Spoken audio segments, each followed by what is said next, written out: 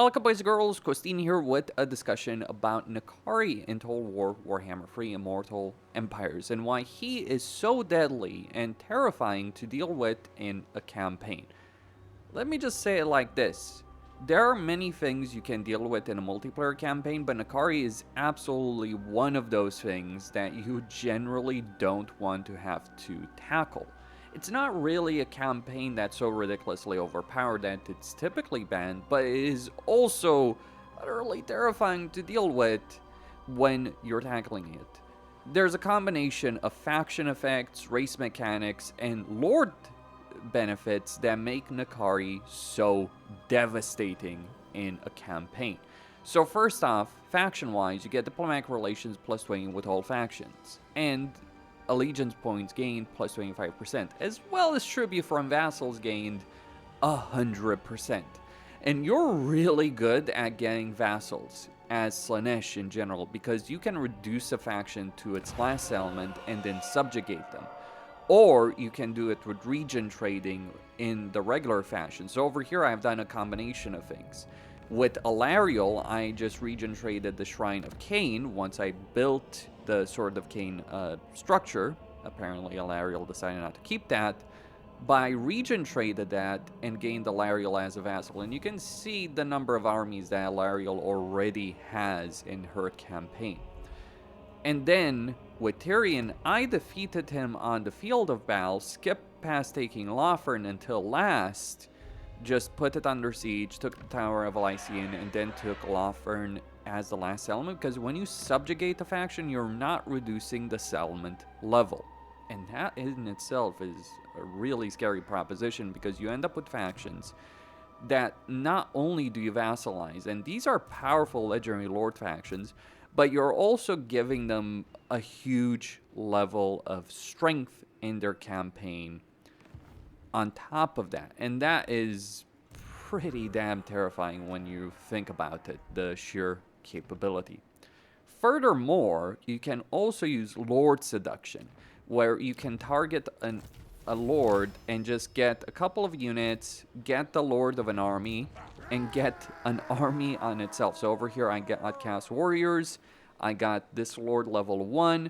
This was an army that just literally spawned for Evres once I had vassalized them through subjugation. So a great deal of power. And that's not even touching on the cult potential, which is in itself very significant in terms of temporary diplomatic relations. Never mind that you can build cults all across the world and use those cults to also teleport Nakari to a certain location. And on top of that, one of the unholy manifestations of Slaanesh, which Nakari shares with the mask, is being able to create a cult of Slaanesh in the target settlement. So that is a huge level of freaking power. And you can also create more cults with, of course, cultists who have that capability in the campaign as well as being pretty decent in battle and increasing the size of a disciple army that you summon. You can also summon a disciple army, which in itself is very devastating to consider, because you create this kind of situation where, oh, you think you're just dealing with Nakari?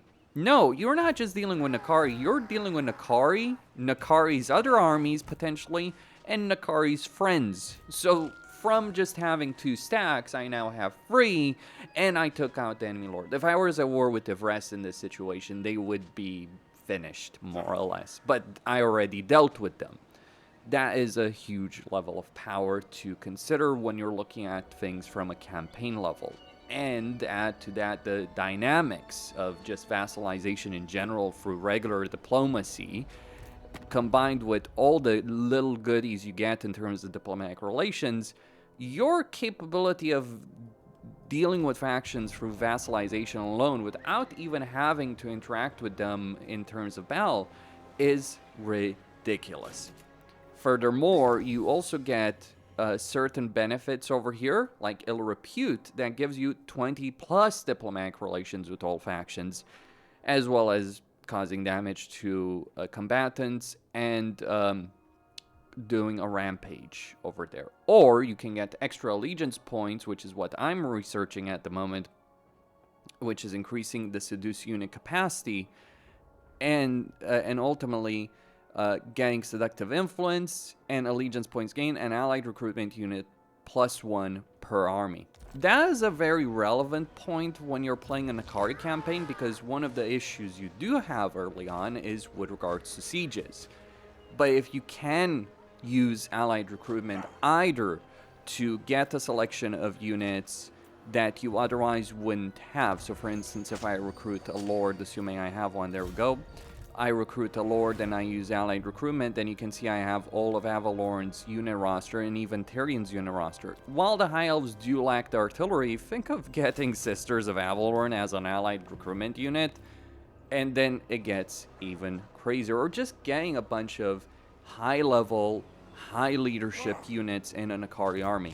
Because this is where an Akari gets ridiculous. There are many factions in the game that do very well from a campaign standpoint, but Nakari, while Nakari can struggle in sieges, though not as much as you might think if you're willing to use certain things, but Nakari dominates in field battles. And when I say dominates, I'm literally saying that Nakari will win the battle alone. Skarbrand can do it as well, of course, but Skarbrand is using the collision damage to win. Nakari just literally breaks your entire army very easily. So you look at the Lord effect and then Lord skill line. So experience gain 50% each time a new faction is fought in battle. So that's a huge experience benefit, which will increase Nakari's level by quite a bit.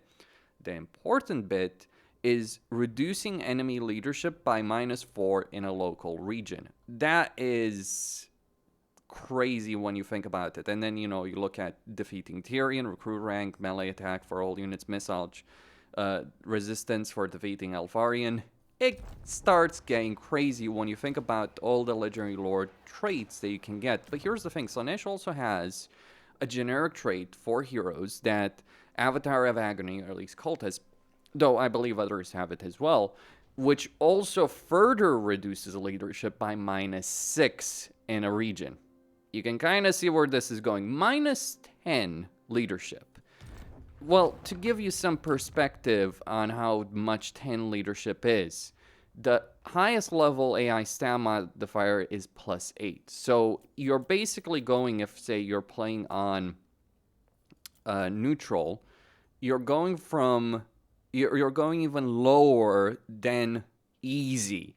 That is ridiculous. I would probably recommend playing an Akari campaign on neutral, just because otherwise the battles can drag on, especially the sieges. But even if you're playing on very hard, you will be able to win and you will be able to rout the enemy far faster.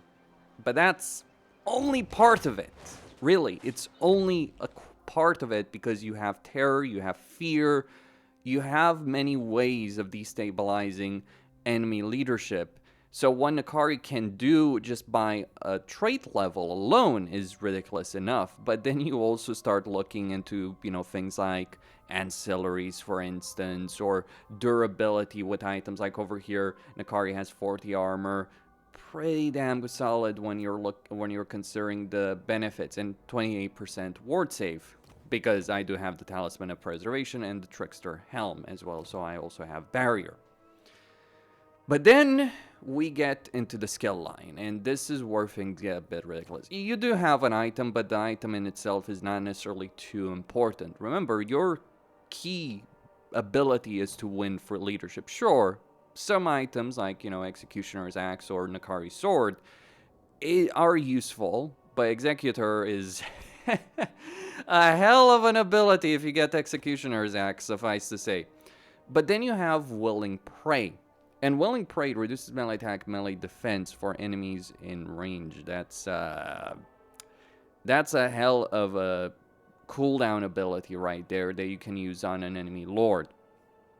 Then you also get Slaaneshi Corruption, Diplomatic Relations, Mass, Speed, Weapon Strength, Sporific Musk attacks, which reduce melee attack and defense. So even killing Nakari in a battle is difficult, and you can get Glorious Charge on Nakari as well as causing a whole bunch of rampage in a battle. And this is really where Nakari starts shining. Once you get this specific skill, Whisper of Glory, you become ridiculous. Like, you basically cause the entire enemy army to lose control and being far more vulnerable in a battle as a result of it. There's, of course, other benefits like casualty replenishment, vigor per second, all that kind of stuff.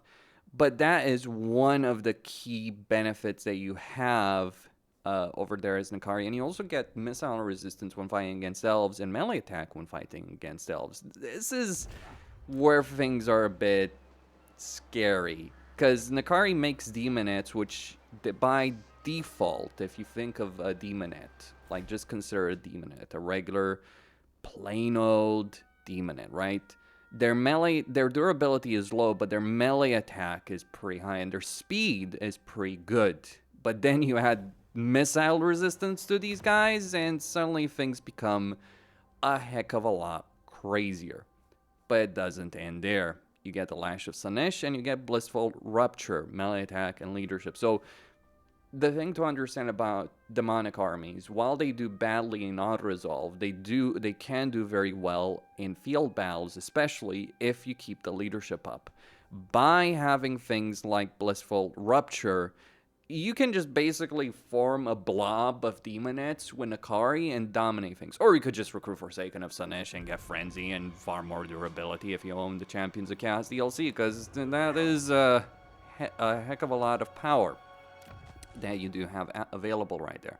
Of course, you have the melee skill line, but it's the magical skill line where I think Nakari ends up dominating really against opponents, because Nakari is not really a great caster, and really focuses more on the melee, but the casting capabilities, not necessarily the highest level spells, but some of the support spells are extremely useful. Think of Evasion, just a passive effect that gives you speed and melee defense. And never mind that Nakari is easily the fastest lord in battle, bar none.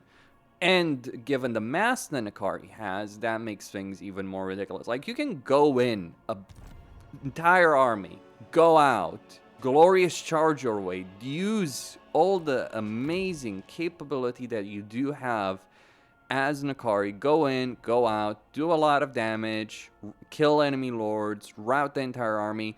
In fact, that is the danger zone when dealing with Nakari. It's not so much that Nakari's army will kill you, it's rather that you will rout long before the damage really comes in. So Nakari will wipe out enemy forces without even having to fight them. Now, that can be a problem in sieges, but interesting tidbit about sieges, right?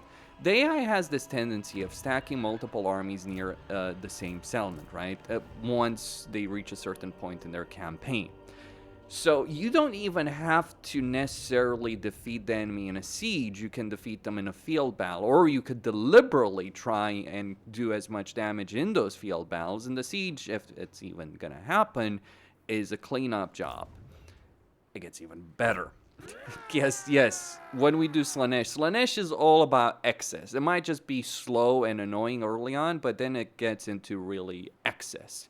See, you have all of these heroes of Slaanesh, and there's nothing necessarily special about these heroes except the sheer number of them. Because that's where things get a bit damn ridiculous when you think about it. The heroes themselves get the job done. Not necessarily the best in the world, but they are durable enough, especially the mortal ones.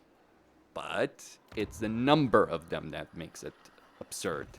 Because you see, you have free structures from which you recruit heroes. And the thing about these structures, they're all available at tier 3. It would be better if the hero recruitment was available at tier 2. But all of these structures increase hero capacity by 1 as well. So you're not just recruiting one hero for a building. I mean, in general, you don't just have one building, one hero anyway. You're going to have multiple ones. So you have Druki Anointed, you get 2 of those. You get Chaos Sorcerers of Slaanesh, so that's 4 heroes right there. 4 heroes. And then you get Exalted Heroes of Slaanesh and Aluris, so that's 8 heroes. 8 at tier 3. And then you add in Cultists, And suddenly you're looking at 10 hero for each tier 3 capital settlement. It does have to be a capital. I mean, not strictly, but it's just much easier to get all these buildings sorted out in a capital, especially if there's no port in there.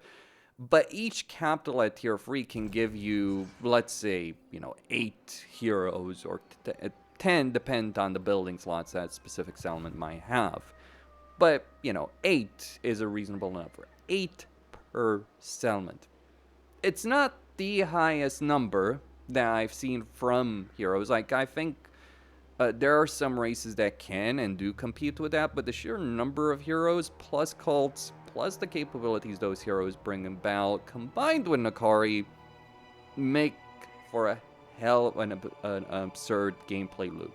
Because you don't even need to hold a huge amount of territory. Your vassals will give you far more income than you could ever dream of, really.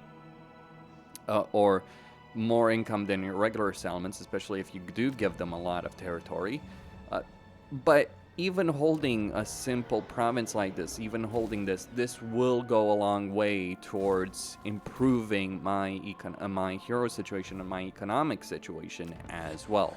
And then you have the dictats, which give you growth and control. The important thing here is really the growth and control one, because by having these vassals, you're of course going to miss out on having the extra growth that minor settlements may give you. Like, for instance, over here in Crix, since you do vassalize a faction, funnily enough, when you subjugate the faction, you get a lot of devotees. That's the reason you want to vassalize factions.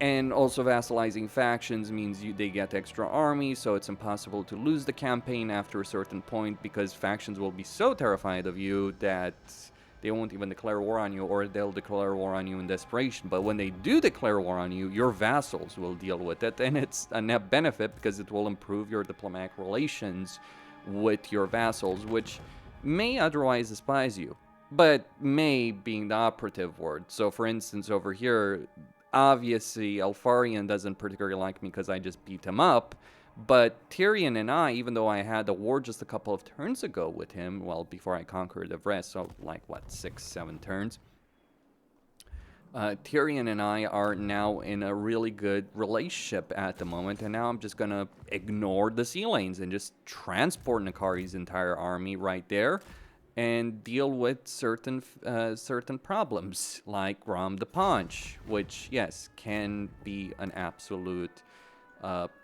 nuisance in a campaign, to say the least.